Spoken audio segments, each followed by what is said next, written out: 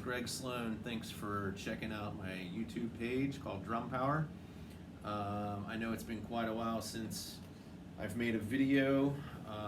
Really been crazy busy. Everyone, of course, has been dealing with the COVID situation, and that took a lot of adjustments on my part as far as lessons went and all that kind of thing. But things have steadily kind of gotten more back to normal, if you will, and I just wanted to do a short video here about drum lessons and what you can expect if you do take drum lessons from me here at DrumPOWER. For those of you who don't know, we're located in Ludlow, Kentucky, which is about 5 minutes outside of downtown Cincinnati, Ohio. Of course, I can do online lessons as well through like FaceTime and Messenger and those kind of avenues.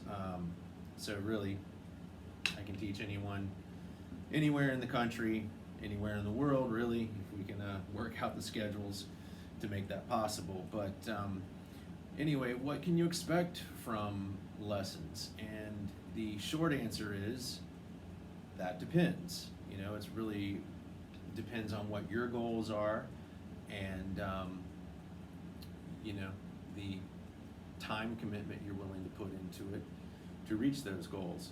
So for a lot of my students here at DrumPOWER, the younger students, they want to try something out. They want to see if it's for them.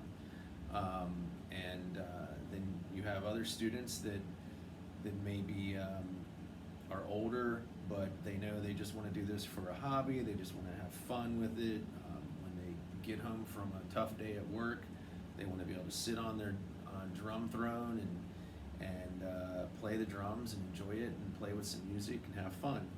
And then I have other students of all ages that maybe are looking to become a professional drummer, and their goals would be to be able to do what I'm doing, to teach others how to play the drums, to do studio recording work, to play live gigs and tour the country and whatnot, but make a living playing the drums.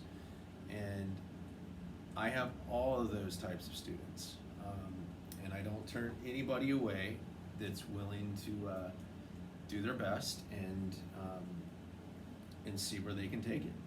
So the short answer is, it depends on what you want. But the longer answer, which is why I'm doing this video, what I like to see all of my students do, no matter what their goals are, is to really give it their best shot and learn what you can to make yourself a better drummer and a better musician. So it's not just drumming, it's also thinking of yourself as a musician that happens to play the drums. Now I will say, I've been playing over 40 years now. Started when I was a young kid, and I also play guitar, and I play bass guitar, and I sing, and I write songs, and I record with all those instruments as well. So I've developed, of course, over a lot of years, the ear for all those instruments and how they work together. So when I have a drum student coming in that's trying to learn how to fit into a band situation, we can go into greater detail, I think, than a lot of just drummers that just say, here's the beat, here's the type of rhythm, if it's a blues or a rock or a country or a Latin or a jazz. I can hit it from the perspective of the other musicians as well. So we want to cover some specific basics for everybody. How we hold the sticks, how we hit the drum. We want to develop wrist action and wrist control. We want to develop finger techniques. We want to learn these things we call the rudiments. And these are sticking patterns, which are kind of like scales are on a piano or a guitar. These are things that just kind of get you started with knowing the right movements on your instrument. So we go through a bunch of the rudiments.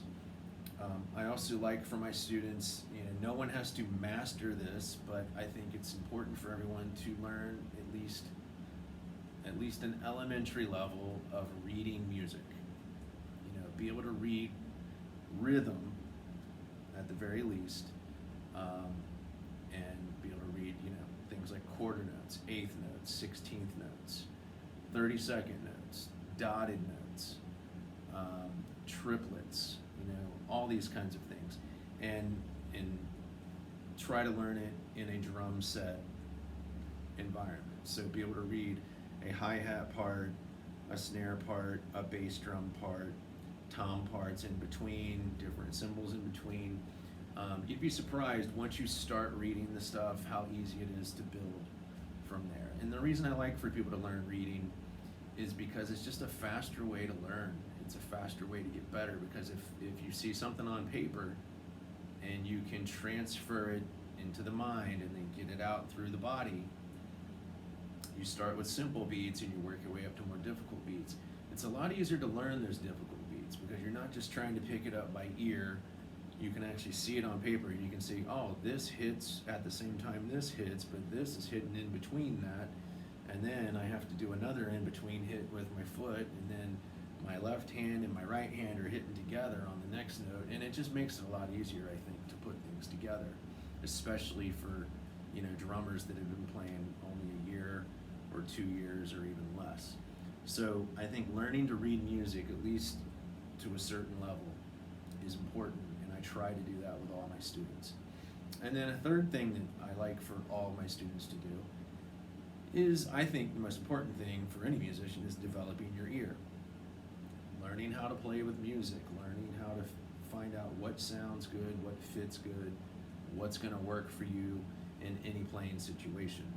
So I think as early as I can, usually within a month of even a beginning student taking lessons with me, I'm putting headphones on you so you can learn how to play a basic beat with a song.